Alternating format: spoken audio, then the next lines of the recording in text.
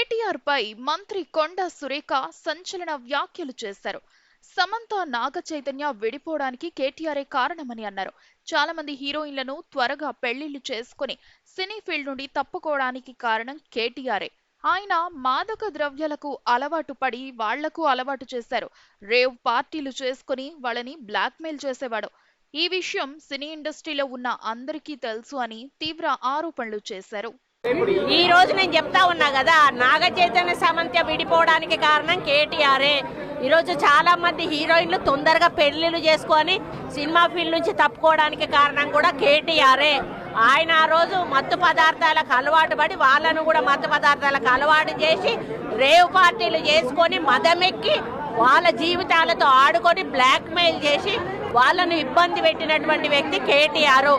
అది అందరికీ కూడా తెలుసు, సినిమా ఫీల్డ్ లో అందరికీ తెలుసు, అది ఓపెన్ రహస్యము.